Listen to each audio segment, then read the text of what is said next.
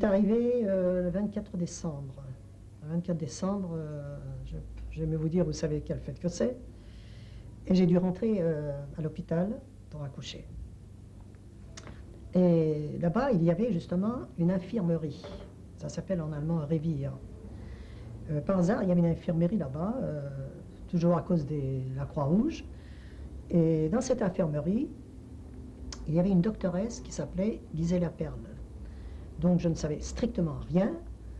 Je suis arrivé chez elle à 6 h du soir, après l'appel. Je suis venu chez elle et je lui ai dit que je crois que je dois accoucher. Ma belle-sœur est venue avec moi et elle me dit, j'ai à peine entrevu sa figure, mais enfin vaguement là, elle avait l'air sympathique, elle parlait français. Elle me dit, t'en fais pas, tu vas voir, tout va bien se passer. Alors cette infirmière n'avait strictement rien pour accoucher. Parce que Mengele lui avait dit qu'il faut qu'elle dénonce les femmes enceintes, et elle dit avec quoi je peux à la rigueur les accoucher. Si tu veux les accoucher et que c'est très urgent, que tu vois que ça vient, avec rien, tu te débrouilles.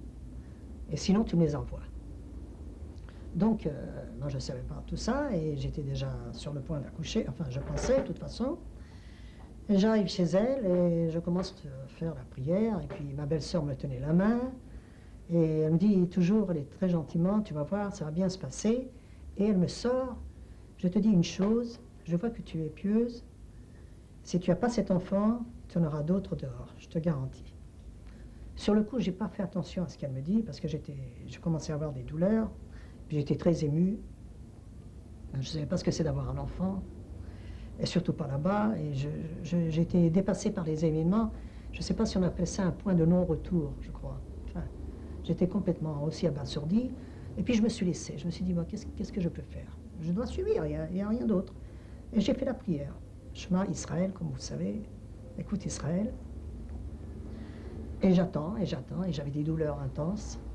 Et ma belle-sœur me tenait la main, et me dit, tu vas voir, ça va bien se passer, ça va bien se passer. 2 heures, 3 heures, 4 heures, 5 heures. Et ma belle-sœur, c'était le 25 décembre, ma belle-sœur m'a dit, je suis obligée de partir, c'est l'appel, je ne peux pas faire autrement. Et elle est partie à l'appel. Donc je suis resté seul avec cette infirmière, avec cette gynécologue, pardon. C'était une gynécologue, qui était déportée également. Elle a dû avoir la vie sauve parce qu'elle était gynécologue. Et enfin, 5 heures, 5h30, enfin 6 heures du matin, difficilement, j'ai accouché d'un enfant, un garçon de 4 kilos.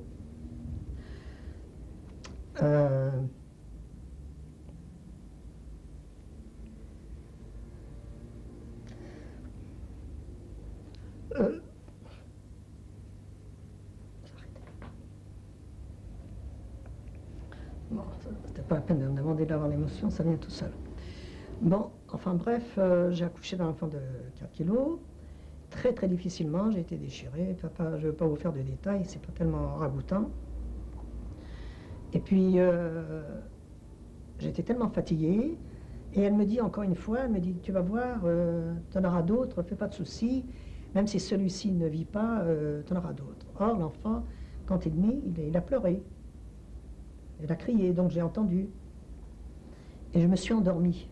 Je me suis assoupie tout de suite après parce que j'étais à bout. Je ne pouvais plus tenir. J'étais à bout et j'ai dormi 1h30. Et je me suis réveillée tout à fait rafraîchie. Et je lui demande, où est mon enfant? Elle m'a dit, ton enfant est mort. Je dis, mon enfant est mort, mais il criait tout à l'heure. Elle me dit, écoute, j'étais obligée de faire pour qu'il soit mort, parce que sinon, de toute façon, tu passais au four crématoire avec lui. Il n'y a pas d'enfant dans ce camp. Enfin, pas maintenant. Avant, il y en avait peut-être 1 ou 2, et maintenant, c'est fini. J'ai dit, mais qu'est-ce qui se passe? Et j'avais même pas le temps de finir ma phrase, qu'une SS est arrivée dans l'infirmerie. Donc, je ne pouvais plus rien dire. Et elle dit, qu'est-ce qui se passe ici? Vassislo aussi. Alors la doctoresse tout de suite dit, c'est rien du tout, c'est une femme qui a accouché, l'enfant est mort, mais regardez, elle est en bonne vie, elle est en bonne santé, elle peut retravailler. Effectivement, j'étais très rose, certainement la fièvre que je devais avoir, toujours avec le visage coloré, ayant dormi, j'étais un peu plus reposée. Elle me regarde et elle dit, qu'est-ce qui se passe avec cet enfant? Alors elle lui dit, l'enfant est mort. Elle dit, bon, alors tu vas la mettre dans du vinaigre et on va faire des expériences sur cet enfant. Et moi, j'ai absolument rien entendu de ce qu'elle a dit. J'étais affolée et puis j'étais en train de me demander qu'est-ce que je fais ici et est-ce que j'ai vraiment accouché? Si j'avais pas eu mal comme j'ai eu mal, je n'aurais même pas pensé. J'étais abasourdie, j'étais abrutie. Alors, elle me regarde. Oh, elle dit, c'est vrai, elle a des joues roses, elle peut retravailler. Je la laisse en vie. Et elle est partie à l'appel. Et ce que j'avais de la chance, c'est que l'appel, ce jour-là, s'est fait beaucoup plus tard. Parce qu'elle serait rentrée au moment où j'accouchais, au moment de l'appel. Comme ça, elle savait que j'étais pas à l'appel, donc on m'a pas cherché. C'est toujours le miracle de en haut qui est arrivé. Lorsqu'elle est partie, j'ai dit à la doctoresse, mais qu'est-ce que tu as fait avec mon enfant? Elle dit, de toute façon, tu as entendu ce que je voulais pas te dire. De toute façon, cet enfant serait parti pour faire des expériences.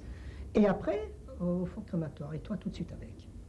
J'ai donc été obligé de lui donner une piqûre dans la tête.